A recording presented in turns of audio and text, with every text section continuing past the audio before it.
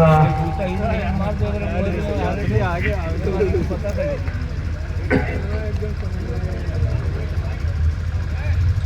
الحمد لله نحمده ونستعينه ونستغفره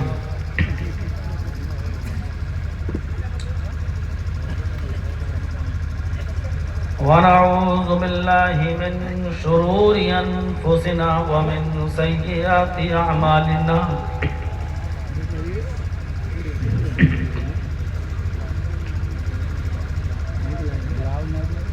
من يهده الله فلا مضل له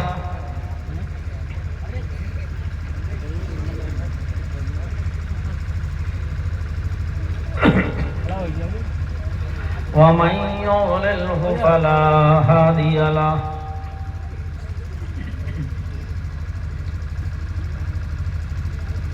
وأشهد أن لا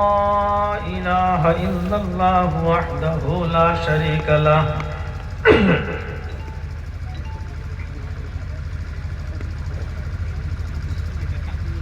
وأشهد أن محمدا عبده ورسوله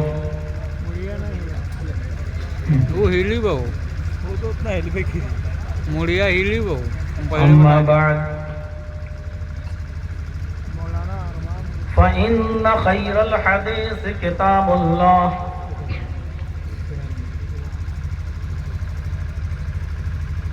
وخير الهدي هدي محمد صلى الله عليه وسلم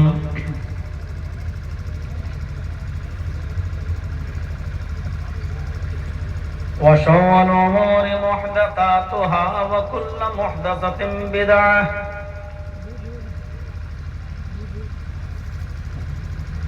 وكل بدعة ضلالة وكل ضلالة في النار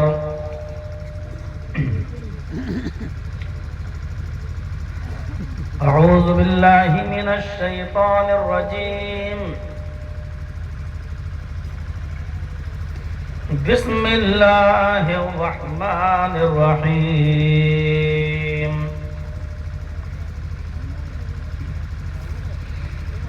يا أيها النبي إنا أرسلناك شاهدا ومبشرا ونذيرا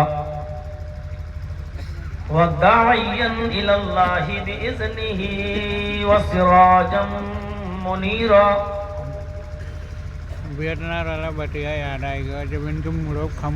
رب اشرح لي صدري ويسر لي أمري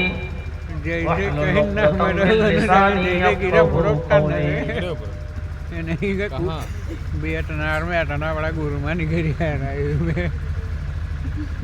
اس عظیم الشان اجلاس کے صدر محترم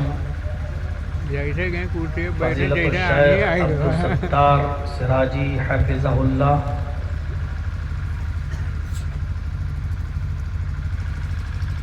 اس اسٹیج پر بیٹھے ہوئے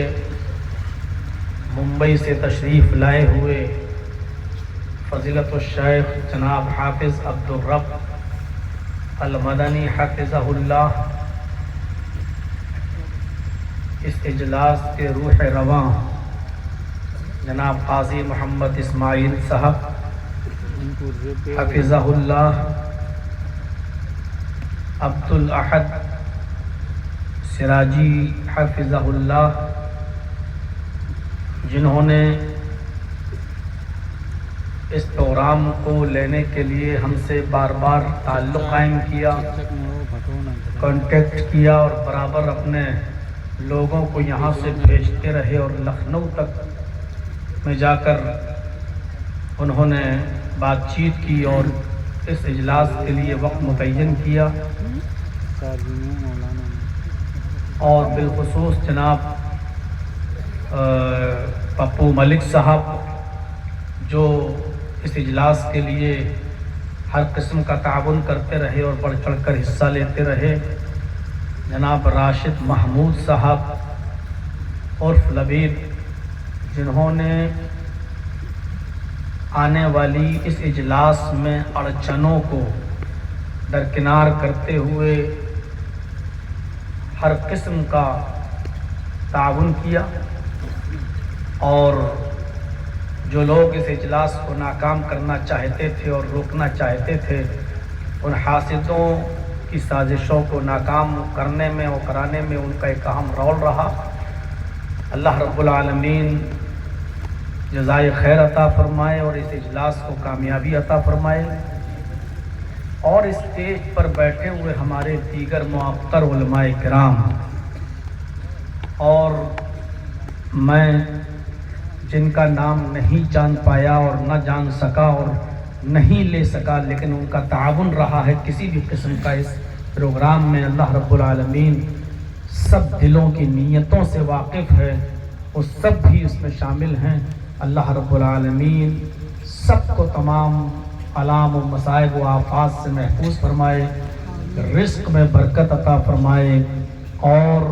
جس مقصد کے تحت یہ اجلاس کیا گیا ہے، اللہ رب العالمین ہم سب کو اس اجلاس میں کامیابی عطا فرمائے، اور اس مقصد میں بھی کامیابی عطا فرمائے جس مقصد کے تحت یہ پروگرام رکھا گیا ہے۔ قرب و جوار سے، اترولہ اور اس کے اطراف و اکناف سے تشریف لائے ہوئے ہمارے معزز سامعین حضرات، قوم و ملت کے لائق بر نوجوانوں اور مستقبل کے ہونہار عزیز بچوں، سردیوں کی اس ٹھنڈی رات میں بھی آپ کا 12:30 بجے تک یہاں پر بیٹھنا اور اب تک مختلف علماء کو ان کے مواعظ حسنہ کو سننا، ان کے مختلف اسلوب و لہجے میں مختلف عناوین پر ان کے خطاب کو سننا، اور اس کے بعد اب تک بیٹھے رہنا اور ہم کو بھی برداشت کرنا، یہ واقعی بہت بڑے دل و گردے کی بات ہے۔ جو ٹھنڈی کی اس رات میں بھی آپ یہاں بیٹھے ہوئے ہیں، اللہ رب العالمین آپ کے بیٹھنے کو قبول فرمائے، اور اس اجلاس میں جو باتیں کہی گئی ہیں اور کہی جا رہی ہیں، اللہ رب العالمین کہنے والوں کو بھی اور سننے والوں کو بھی عمل کی پوری توفیق عطا فرمائے۔ اس میں کوئی شک نہیں کہ آپ نے ہر خطیب سے اور ہر مقرر سے اس کے اپنے موضوع پر خطاب کو سنا ہے، مختلف عناوین پر خطاب ہوئے ہیں، اور مجھے جس چیز کی طرف بولنے کا اشارہ کیا گیا ہے وہ موضوع ہے سیرت طیبہ کا، سیرت الرسول سے اس کا تعلق ہے۔ کوشش کروں گا جتنی دیر آپ کے سامنے رہوں سیرت الرسول پر آپ کے سامنے کچھ باتیں کہی جائیں، پھر وہی دعا کہ اللہ رب العالمین ہمیں اور آپ کو سب کو رسول اللہ صلی اللہ علیہ وسلم کی زندگی کو جو اس نے آئیڈیل اور ماڈل اور نمونہ بنایا ہے، ہم سب کو اپنی تمام عبادتیں نبی اکرم صلی اللہ علیہ وسلم کے بتائے ہوئے طریقے پر کرنے کی توفیق عطا فرمائے۔ سیرت طیبہ کا موضوع بہت وسیع موضوع ہے، بولنے سے پہلے سوچنا پڑتا ہے کہ اس موضوع کی شروعات کہاں سے کی جائے اور ختم کہاں پہ کیا جائے۔ نبی اکرم صلی اللہ علیہ وسلم کی وہ 23 سالہ زندگی جو نبوی زندگی رہی ہے، اور 40 سال کے بعد جب آپ کو نبوت ملی اور 63 سال تک جب تک آپ اس دنیا میں باحیات رہے، یہ 23 سال کی زندگی کو 1 گھنٹے اور 1.5 گھنٹے کی تقریر میں پورا نہیں کیا جا سکتا ہے۔ نبی اکرم صلی اللہ علیہ وسلم کی زندگی پر ابھی تک لاکھوں کتابیں لکھی جا چکی ہیں اور لکھی جا رہی ہیں اور قیامت تک لکھی جاتی رہیں گی، اور قیامت تک پیدا ہونے والی نسل انسانیت کو اس دور میں جس دور میں وہ جی رہا ہے اور سانس لے رہا ہے، اسی دور میں اس کو رہنمائی اور ہدایت ملے گی تو صرف جناب محمد رسول اللہ صلی اللہ علیہ وسلم کے طریقے سے، آپ کے اسوہ حسنہ سے۔ اس لیے اللہ تبارک و تعالیٰ نے نبی اکرم کی زندگی کو بہت ہی مختصر انداز میں اور شارٹ کٹ میں کہتے ہوئے نمونہ بنا دیا کہ لَقَدْ كَانَ لَكُمْ فِي رَسُولِ اللَّهِ أُسْوَةٌ حَسَنَةٌ،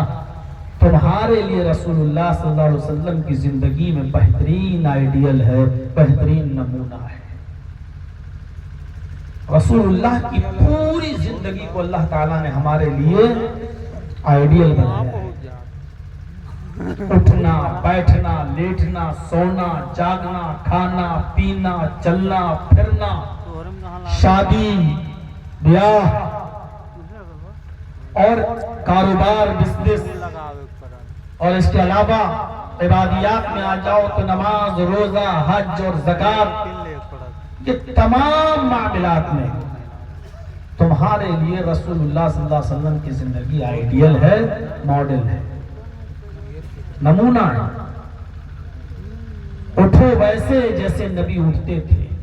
بیٹھو ویسے جیسے نبی بیٹھتے تھے چلو ویسے جیسے نبی چلتے تھے کھاؤ ویسے جیسے نبی کھاتے تھے شادیاں کرو ویسے جیسے نبی نے کی ہے سو ویسے جیسے نبی اکرم نے بتایا ہے نماز ویسے پڑھو جیسے نبی اکرم صلی اللہ علیہ وسلم نے سکھائی ہے روزہ ویسے رکھو جیسے نبی اکرم صلی اللہ علیہ وسلم نے بتایا ہے حج ویسے کرو جیسے نبی اکرم صلی اللہ علیہ وسلم نے بتایا ہے. الغرض زندگی کے اندر کوئی ڈپارٹمنٹ زندگی کا کوئی شعبہ ہماری زندگی سے اگر اس کا تعلق ہے تو ایسا نہیں ہے جس شعبے کے اندر اور جس برانچ کے اندر اللہ کے نبی صلی اللہ علیہ وسلم نے ہماری رہنمائی نہ کی ہو. یہاں تک کہ پڑوسیوں کے ساتھ کیسے رہو وہ بھی ملے گا غیر مسلموں کے ساتھ تمہارا حسن سلوک کیسا ہونا چاہیے وہ بھی ملے گا. تمہاری گرفت میں کوئی قیدی ہے تو قیدیوں کے ساتھ کس طریقے سے تم برتاؤ کرو یہ بھی ملے گا. یتیموں کے ساتھ بیواؤں کے ساتھ تمہارا کیا برتاؤ اور کیا سلوک ہونا چاہیے یہ بھی تمہیں ملے گا. غلاموں کے ساتھ تمہارا رویہ کیسا ہونا چاہیے یہ بھی جناب محمد رسول اللہ صلی اللہ علیہ وسلم ہمیں بتا رہے ہیں. الغرض یہ ہے کہ اسلام ایک یونیورسٹی ہے اور قرآن اس یونیورسٹی کا سلیبس ہے اور محمد رسول اللہ صلی اللہ علیہ وسلم اس یونیورسٹی کے وائس چانسلر ہے پروفیسر ہے جو ہمیں بتلا رہے ہیں کہ ہمیں اس میں کیا کرنا ہے اس میں کیا کرنا ہے اس میں کیا کرنا ہے اس میں کیا کرنا ہے. اور افسوس ہے اس بات پر دکھ ہے اس بات پر کہ ہمارے پاس ایک اچھا ماہر طبیب ایک اچھا ڈاکٹر موجود ہے ایکسپیرینس ہولڈر موجود ہے اس کا تجربہ موجود ہے ایک اچھا حکیم اور ایک اچھا ڈاکٹر موجود ہے اور یہ امت یہ قوم اس اچھے ڈاکٹر کو چھوڑ کر اس اچھے حکیم کو چھوڑ کر اس اچھے طبیب کو چھوڑ کر اپنا علاج جھولا چھاپ ڈاکٹروں سے کرا رہی ہے اور جھولا چھاپ ڈاکٹروں کے بتائے ہوئے نسخوں پر عمل کر رہی ہے اور ویسٹرن کلچر سے متاثر ہو چکی ہے مغربی تہذیب سے متاثر ہو چکی ہے اور اپنا رہن سہن اپنے طور طریقے اپنے چال چلن اور اپنے سارے سسٹم کو مغربی تہذیب سے ویسٹرن کلچر سے متاثر ہو کر رہے ہیں. ہمارے بچوں کا رہن سہن ویسٹرن کلچر سے متاثر ہماری لڑکیوں کا ہماری ماں بہن بیٹیوں کا رہن سہن ویسٹرن کلچر سے متاثر ہو کر آج دیکھ لیجئے کس طریقے کا کیا حال ہے. ایک اچھا ڈاکٹر ہمارے پاس ایک اچھا طبیب ہمارے پاس ایک اچھا حکیم ہمارے پاس اور ہم اس اچھے اور ایکسپیرینس ہولڈر ڈاکٹر کو چھوڑ کر ہم جھولا چھاپ ڈاکٹروں کے پاس اپنا علاج کرا رہے ہیں. اس سے بڑی بدقسمتی اور اس سے بڑا دکھ اور کیا ہو سکتا ہے ہمارے اور آپ کے لیے. اتنے سالوں سے اجلاس ہو رہے ہوں پروگرام ہو رہے ہوں لیکن جس قوم کو جلسہ سننے کی تمیز نہ آئی ہو اجلاس میں علماء کو کیسے سنا جائے جس کو ابھی تک جلسہ سننے کا ڈھنگ نہ آیا ہو اس قوم کے سامنے کون سی باتیں رکھی جائیں اور اس قوم کو کیا سمجھایا جائے. سمجھ سے باہر کی بات ہے کہ کیا سمجھایا جائے. نبی اکرم صلی اللہ علیہ وسلم جب خطاب کیا کرتے تھے پڑھیے زاد المعاد اللہ ابن قیم کی جب آپ درس دیتے تھے لوگوں کو جب کوئی آپ قرآن کی آیت کو سمجھاتے تھے کوئی لیکچر دیتے تھے چھوٹا سا درس دیتے تھے تو صحابہ کرام اپنے سروں پر بیٹھی ہوئی مکھیاں بھی نہیں اڑایا کرتے تھے کہ اتنی دیر میں کوئی چیز چھوٹ نہ جائے اور ڈسٹرب نہ ہو جائے اور ہم کہیں غور سے سن نہ سکے اللہ کے رسول صلی اللہ علیہ وسلم کی بات۔ جس قوم کو نبی نے درس سننے کا یہ طریقہ سکھایا ہو کہ جب نبی کا درس ہوتا تھا وہ سروں پر بیٹھی ہوئی مکھیاں تک نہیں اڑاتے تھے، آج اس نبی کے ماننے والوں کا حال یہ ہے کہ ایک شخص قرآن و حدیث پڑھ رہا ہے اور آیتیں سنا رہا ہے اور حدیثیں پڑھ رہا ہے، لیکن پیچھے مڑ مڑ کر آپ کسی دوسرے شخصیت کے آنے پر اس کی پیچھے سے سیلفی لیں، فوٹو کھینچیں اور قرآن و حدیث کو چھوڑ دیں۔ آپ مر چکے ہیں، یہ قوم مر چکی ہے، آئی سی یو پر لیٹی ہوئی ہے، وینٹیلیٹر پر لیٹی ہوئی ہے۔ مولوی جرجیز زندوں سے نہیں مردوں سے خطاب کر رہا ہے، اور معاف کیجئے گا مردے سنا نہیں کرتے۔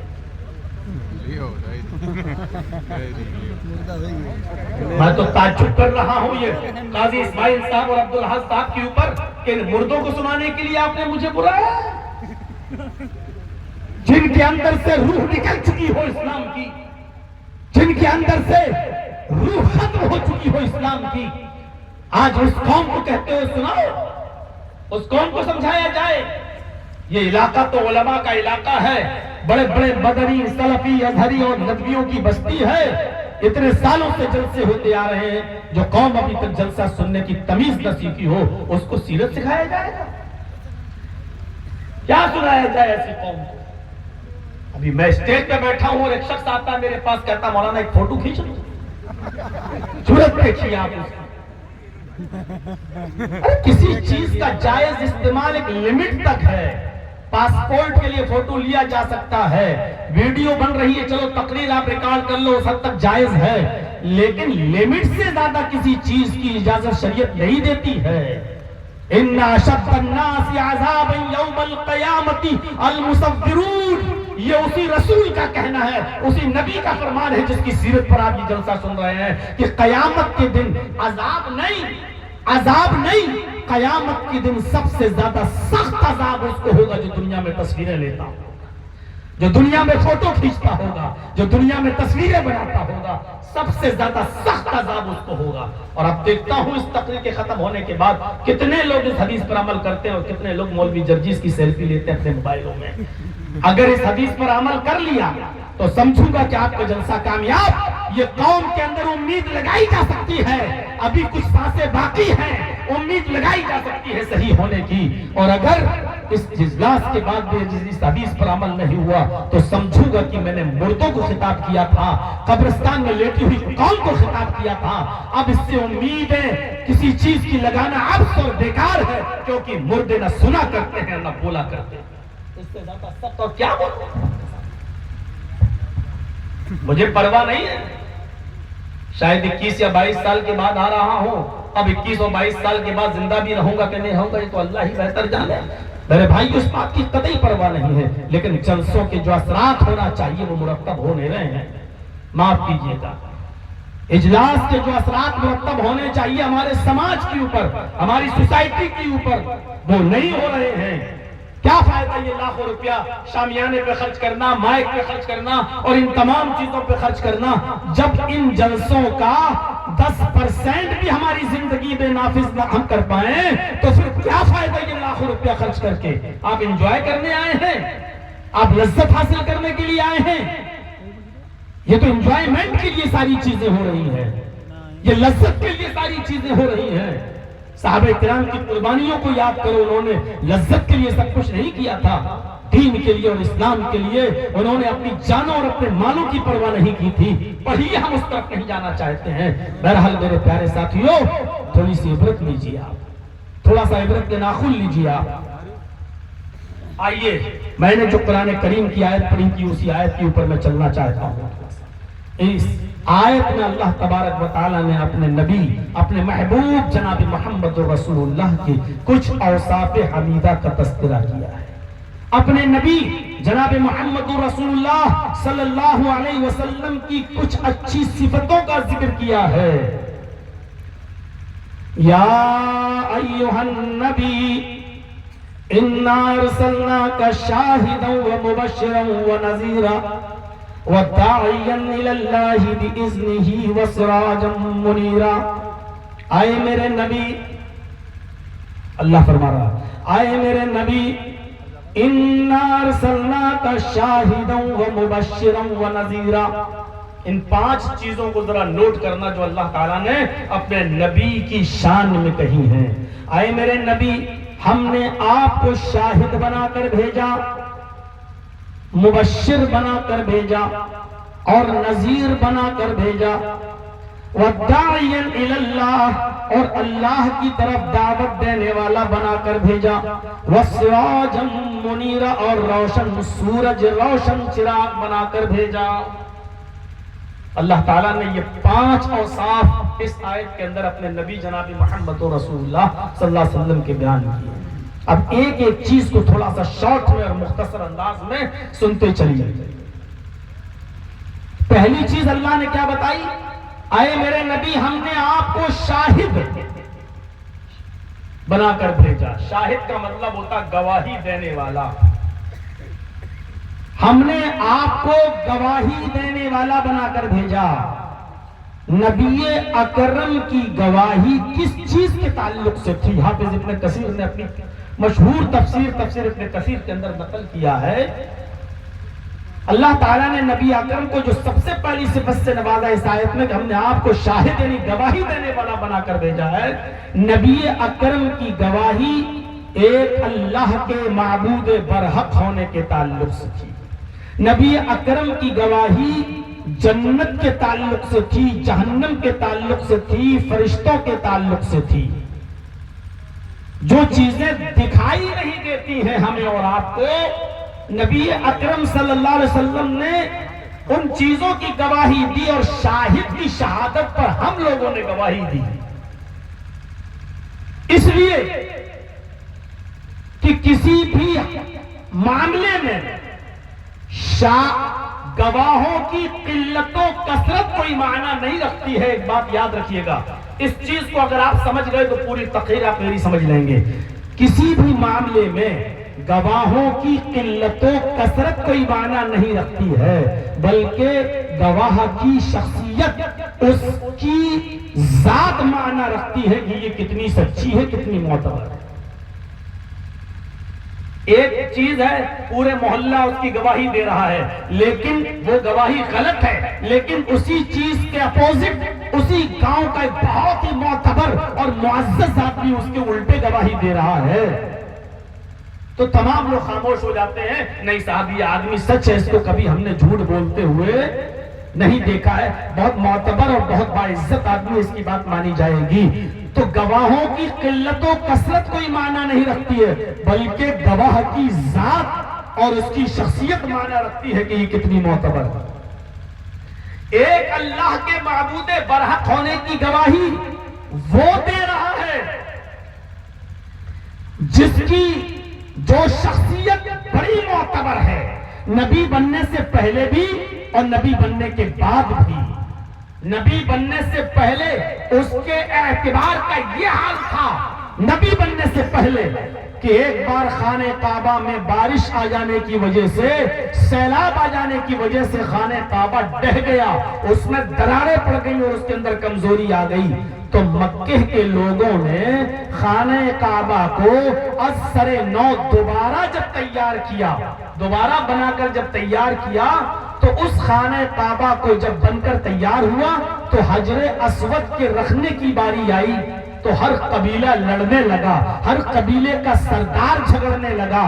سارے لوگ جھگڑنے لگے کہ اس حجر اسود کو ہمارے قبیلے کا سردار اٹھائے گا اور خانہ کعبہ میں اس کی اپنی اصلی جگہ پر رکھے گا، دوسرا قبیلہ چاہتا تھا کہ میرا سردار اس کو اٹھا کر رکھے اور یہ فخر ہمارے قوم کو، ہمارے قبیلے کو حاصل ہو۔ اتنا جھگڑا بڑھ گیا، اتنی لڑائی بڑھ گئی کہ آپس میں تلواریں نکل آئیں، تیر اور تلواریں نکل گئیں میانوں سے، قریب تھا کہ لوگ جھگڑا کر بیٹھیں اور آپس میں لڑ جائیں اور قتل و قتال ہو جائے۔ ایک بزرگ شخص نے فیصلہ سنایا کہ دیکھو لڑنے کی ضرورت نہیں ہے، ایسا کرو آج سب لوگ یہاں سے جاؤ اور اپنے گھروں میں سو جاؤ آرام سے. کل صبح سب سے پہلے جو خانہ کعبہ میں تشریف لائے گا، کل صبح جو سب سے پہلے خانہ کعبہ میں تشریف لائے گا، اسی کو ہم جج مان لیں گے، اسی کو ہم فیصل مان لیں گے، اور وہ جو فیصلہ کرے گا اس کا فیصلہ سب کو ماننا ہوگا. یہ اس وقت کی بات ہے جب اللہ کے رسول کو ابھی رسالت نہیں ملی ہے. محمد الرسول اللہ بھی محمد ابن عبداللہ ہے. ابھی آپ کو غار حرا میں رسالت نہیں ملی ہے. یہ ابھی نبی بننے سے پہلے کی بات ہے کہ اس بزرگ نے فیصلہ کیا کل جو سب سے پہلے آئے گا وہ اسی کو فیصل، اسی کو جج مان لیا جائے گا، اور وہ جو فیصلہ کرے گا اس کا فیصلہ سب کو ماننا پڑے گا. کہ خانے حجر اسود کو اٹھا کر کون رکھے گا؟ کہا ٹھیک ہے. سب لوگوں نے اس تجویز کو پاس کر لیا، تسلیم کر لیا، اور سب اپنے اپنے گھروں میں چلے گئے. رات آئی تو سونے کی کوشش کر رہے ہیں، لیکن بہت سے لوگ اس لیے نہیں سو رہے اگر آنکھ لگ گئی تو کیا ہوگا، کل پتہ نہیں صبح اٹھ پائے کہ نہیں اٹھ پائے. اس زمانے میں الارم کی گھڑیاں تو تھی نہیں، موبائل تو تھے نہیں کہ الارم لگا لیا جائے. تو سب چوکنے رہے. نہیں، سب سے پہلے میں خانہ کعبہ میں جاؤں گا. دوسرا سردار سوچ رہا نہیں سب سے پہلے میں جاؤں گا. تیسرے قبیلے کا آدمی نہیں سب سے پہلے میں جاؤں گا. سب سوچ رہے ہیں. محمد ابن عبداللہ آتے ہیں اور سو جاتے ہیں. اور ظاہر ہے، پریکٹیکل کر کے دیکھیے آپ، جو جلدی سوتا ہے وہ جلدی اٹھ بھی جاتا ہے. جو جلدی سوتا ہے وہ جلدی اٹھ بھی جاتا ہے، اور جو رات میں دیر تک جاگتا ہے وہ صبح دیر تک سوتا بھی رہتا ہے. اور یہی حال ان لوگوں کے ساتھ ہوا. رات بھر جاگنے کے چکر میں صبح کے وقت میں نیند، سب کو اونگ آ گئی. اب آپ دیکھ لیجئے، جو پوری رات جاگتا ہے کبھی کبھی عین موقع پر نیند آ جاتی ہے اور سو جاتا ہے، آنکھ لگ جاتی ہے. تو ایسا ہی اہل مکہ کے ساتھ یہی ہوا. صبح کے ٹائم پر آنکھ لگ گئی، سب سو گئے، اور محمد ابن عبداللہ صبح جلدی اٹھ گئے کیونکہ وہ جلدی سوئے تھے، جلدی اٹھے، اور آپ خانہ کعبہ میں سب سے پہلے پہنچ گئے. جب آپ خانہ کعبہ میں سب سے پہلے پہنچے تو صبح کو جو اور لوگ آئے، جب دوسرے لوگ بعد میں پہنچے تو ان لوگوں کی نظر جب محمد ابن عبداللہ پر پڑی تو سب مسکرا دیے، اور چیختے ہوئے ایک ہی جملہ اس قوم کی زبان سے نکلا، تمام لوگوں کے منہ سے ایک ہی جملہ نکلا، قد جاء الامین، قد جاء الصادق، قد جاء الامین، قد جاء الصادق. امانت دار آ گیا، سچا انسان آ گیا. یعنی نبی اکرم کی اب تک کی زندگی کو اس مکے کے لوگوں نے دیکھا تھا، پرکھا تھا، سمجھا تھا. اس بنیاد پر انہوں نے کہا کہ میں جاء الامین، قد جاء الصادق، امین آ گیا، سچا انسان آ گیا. یعنی ہم نے اپنی زندگی میں محمد ابن عبداللہ سے زیادہ سچ بولنے والا انسان دیکھا ہی نہیں ہے. امین آ گیا، صادق آ گیا. اور ابھی فیصلہ کیا نہیں ہے، ابھی فیصلہ کیا نہیں ہے محمد ابن عبداللہ نے، لیکن قوم کی گواہی دیکھیے کیا فرمایا، اے محمد آپ جو بھی فیصلہ کریں گے وہ مجھے منظور ہے. کیا فیصلہ کریں گے ہمیں نہیں معلوم، آپ کیا فیصلہ کریں گے ہمیں نہیں معلوم، لیکن ہماری گواہی ہے کہ آپ جو فیصلہ کریں گے وہ منظور ہے. جرجیت صاحب کا مقدمہ اگر لوور کورٹ میں چل رہا ہے، میرے فیور میں ہوگا تو مانوں گا، میرے فیور میں نہیں ہوا تو ہائی کورٹ چلا جاؤں گا، ہائی کورٹ میں بھی اگر میرے خلاف فیصلہ ہوا تو سپریم کورٹ چلا جاؤں گا. ہمارے پاس آپشن ہے، لوور کورٹ سے فیصلہ نہیں ہوا صحیح تو ہائی کورٹ میں بھی میرے خلاف گیا تو سپریم کورٹ. یعنی ہم یہ نہیں کہیں گے لوور کورٹ میں جو فیصلہ ہم مان لیں گے، نہیں، اگر میرے حق میں ہوا تو مانیں گے، نہیں تو ہائی کورٹ میں میرے حق میں ہوا تو مانوں گا، نہیں ہوا تو سپریم کورٹ. میرے بھائیوں، یہاں جذبات دیکھیے قوم کے لوگوں کے، اہل مکہ کے کیا کہہ رہے ہیں، اے محمد ابن عبداللہ آپ کیا فیصلہ کریں گے مجھے نہیں معلوم، لیکن میرا جواب یہ ہے کہ آپ کا فیصلہ جو بھی ہو ہمیں منظور ہے، ہمیں تسلیم ہے. آپ کے فیصلے کے خلاف ہم کہیں نہیں جائیں گے. دنیا میں اتنا بڑا جج کوئی پیدا ہی نہیں ہوا، فیصلہ کرنے سے پہلے اس کے فیصلہ ماننے والے لوگ تیار ہیں اس دنیا کے اندر اور چیخ رہے ہیں کہ آپ کیا فیصلہ کریں گے ہمیں نہیں معلوم، لیکن آپ کا فیصلہ ہمیں منظور ہے، یہ پہلے سے ہم جواب دے دیتے ہیں۔ ایسا جج آپ کو نہیں ملے گا، پوری تاریخ انسانیت پر ڈالیے، اتنا بڑا جج آپ کو کسی تاریخ انسانی کے اندر نظر نہیں آئے۔ محمد ابن عبداللہ کا فیصلہ ہوا نہیں، لیکن لوگوں نے کہا مجھے تسلیم ہے۔ آپ نے کہا ٹھیک ہے، اب جج تو میں ہی ہو گیا ہوں، سب سے پہلے میں آیا ہوں تو فیصلہ تو میرا ہی فیصلہ، اب میں ہی جج ہوں۔ آپ نے کہا ایک چادر لاؤ، ایک چادر بچھا دی گئی، حجر اسود کو اس چادر پر رکھ دیا گیا۔ اب آپ نے سارے قبیلوں کے سرداروں سے کہا ایک کونا تم پکڑو، ایک کونا تم پکڑو، ایک کونا تم پکڑو، ایک کونا تم پکڑو، سب کو ایک ایک کونا پکڑا دیا، کہا اٹھاؤ، سب نے چادر اٹھائی، ایک ایک کونا پکڑ کر کہا لے کے چلو اس کو خانے کعبہ تک۔ اب سب سردار یہی سمجھ رہے ہیں کہ اس کو میں لے کے جا رہا ہوں، دوسرا سردار سمجھ رہا ہے کہ اس کو میں لے کے جا رہا ہوں، تیسرا سمجھ رہا ہے کہ نہیں اس کو لے جانے میں میرا بھی ہاتھ ہے، چوتھا سمجھ رہا ہے کہ نہیں مجھے بھی فخر حاصل ہے، میں بھی اس کو لے کے جا رہا ہوں۔ نبی بننے سے پہلے جس کی دور اندیشی کا یہ عالم ہو اور جس کی عقل مندی کا یہ عالم ہو، ایک فتنہ اور فساد کو روکنے کا طریقہ اپنی عقل سے اس اعلیٰ معیار پر ہو، تو نبی بننے کے بعد اس نے دنیا میں امن اور شانتی پیدا کرنے کے لیے کون سے طریقے اپنائے ہوں گے، ذرا آپ اپنائیے۔ پاپا کی پریاں یہ سب بیان نہیں کریں گی، ان کو موقع نہیں ملے گا، یہ سب چیزیں نہیں دکھائی دیں گی کہ دیکھیے محمد ابن عبداللہ نبی بننے سے پہلے اس طریقے سے شانتی پسند تھے، اور شانتی کو بحال کرنے کے لیے، جھگڑے اور فساد کو روکنے کے لیے آپ نے یہ قدم اٹھایا تاکہ جھگڑا نہ ہو، دنگا نہ ہو، فساد نہ ہو۔ جو نبی بننے سے پہلے جس کا فتنہ اور فساد سے یہ نفرت رہی ہو، تو نبی بننے کے بعد اس نے امن و امان کو قائم کرنے کے لیے کیا طریقے اپنائے ہوں گے، دنیا میں امن کیسے رہے، دنیا میں شانتی کیسے رہے، دنیا میں لوگ بھائی بھائی بن کر کیسے رہیں، ایک دوسرے کے غم اور ایک دوسرے کے درد میں کیسے شامل ہوں، اس پہ کون سے طریقے اپنائے ہوں گے۔ میرے بھائیوں، یہ سوچنے کی بات ہے، سوچنے کی۔ سارے قبیلوں کے سرداروں نے جب چادر کے کونے پکڑے اور خانہ کعبہ کو اٹھا کر جب لے گئے، حجر اسود کو اٹھا کر جب لے گئے اور خانہ کعبہ تک پہنچا دیا، اب اللہ کے نبی نے کہا رکھ دو اس چادر کو، رکھ دیا۔ پھر آپ نے اس حجر اسود کو اٹھایا اور وہاں لگا دیا جہاں آج بھی لگا ہوا ہے۔ ہم اور آپ جاتے ہیں اور وہیں سے طواف شروع کرتے ہیں، اسی حجر اسود کے کونے سے وہیں سے طواف ہمارا اور آپ کا شروع ہوتا ہے، اور لوگ محمد رسول اللہ کی تعریفیں کرنے لگے، واہ کتنی عقل مندی سے اور کتنا اچھا فیصلہ کیا۔ سارے قوموں کے سرداروں کی واہواہی بھی لوٹ لی، امن و امان بھی قائم کر دیا، اور کسی کو تکلیف بھی نہیں ہونے دی، اور حجر اسود کو اس کی جگہ پر پہنچا بھی دیا۔ میرے بھائیوں، میں بتانا یہ چاہ رہا تھا کہ شاہ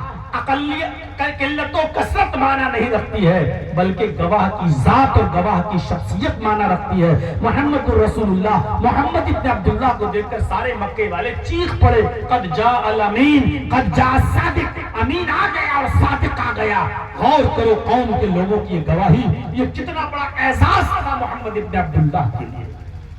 اور یہی وجہ ہے جب کوہ صفا پر چڑھ گئے اور لوگوں کو کھلم کھلا اللہ کے عذاب سے ڈرایا، تو ایک ہی بات کہی تھی کہ اے میری قوم کے لوگوں، اس پہاڑی پر میں چڑھا ہوں، اگر میں تم سے یہ کہوں کہ اس وادی کے پیچھے ایک لشکر چھپا ہوا ہے جو بہت جلدی تم پر حملہ کرنے والا ہے، تم اس سے ہوشیار رہو، تو تم میری بات کو مانو گے یا نہیں مانو گے؟ آپ نے یہ بھی فرمایا تھا کہ لشکر ہے نہیں،